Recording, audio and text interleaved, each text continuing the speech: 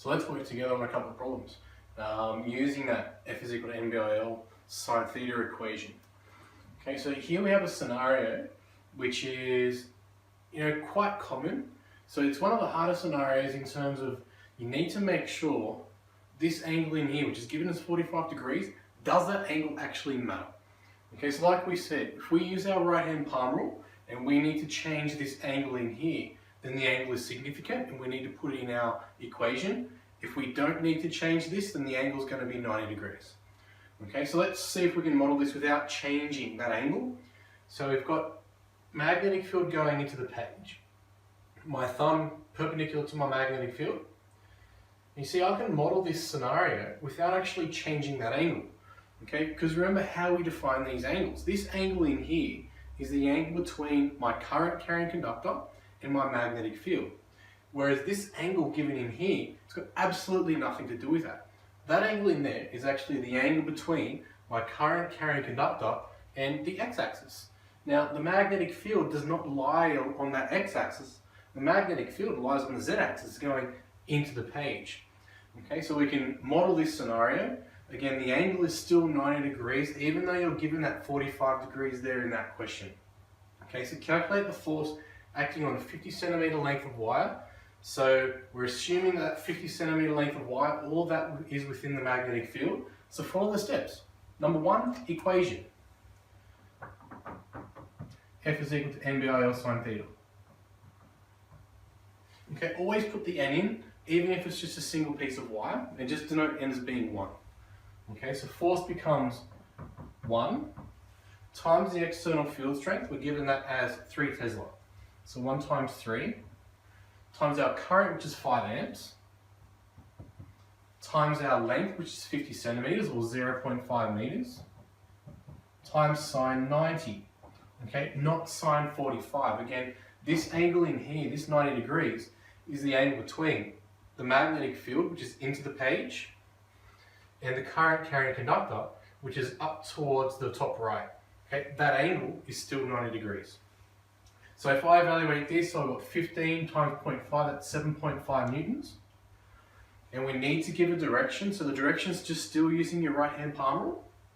So into the page, up to the top right, my palm is facing up towards the top left. Okay, so I can say top left. Okay, if you're given a set of bearings saying this is north, east, south, west, you can make the appropriate determination of angle using that. But if you're not given bearings, you can't say that this up here is northwest. You can't say that. Okay, because remember, north, east, south, west lie on a plane kind of parallel to the surface of the earth. You can't make the assumption that this does lie in that same plane. Okay, so there we go. Question 1 done. All right, now question 2. Force of 0.5 newtons acts on 25 centimeter length of wire with a current of 10 amps flowing through it in a magnetic field of strength 2 Tesla. Find the angle at which the wire is oriented with respect to the magnetic field. Okay, so you give it all these values. Basically, you're just plugging numbers in to solve for an unknown. So first step, write the equation.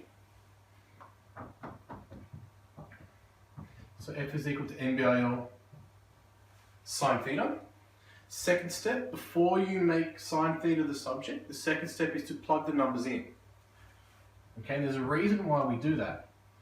So n is 1 times your magnetic field strength of 2, your current of 10, your length of 0.25 meters, sine theta. Okay, so just to expand on why we have to sub numbers in before you rearrange is because often in the HSC marking schemes there's a mark for plugging into a correct equation, okay, or substituting values into a correct equation. So here, we've already done that.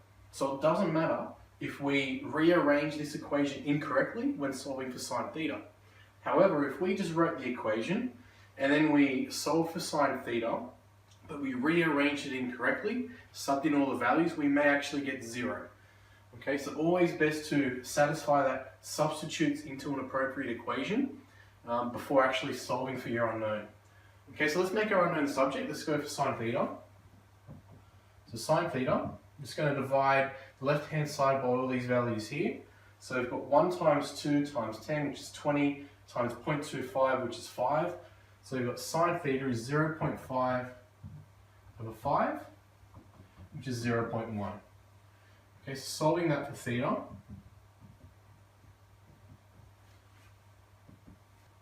Now question 3. The only reason why I want to go through this question is I just want to make sure that you're comfortable with, does this angle in here, doesn't matter. Okay, so do we need to take that into account when we determine which direction it experiences a force? Okay, so again, if we use our right-hand palm rule in this scenario, you've got your magnetic field going towards the left. You've got your current carrying conductor making an angle of 30 degrees with respect to that magnetic field. So remember, this is our current carrying conductor, and this is our magnetic field. This is the angle between the two things. Okay, and here it's saying the angle is 30 degrees, which means I'll need to change the angle of my thumb with respect to my index finger. So if this is a solve for using nBIlsin theta, we would have to use sine 30 in this scenario. Okay, now because it's like that, we need to split this up into, again, our constituent vectors. Okay, so let's say we've got our one which is parallel to the field and one which is perpendicular to the field. So perpendicular to the field is going up the page, and that's the only component which experiences a force. Hence, we've got magnetic field going towards the left.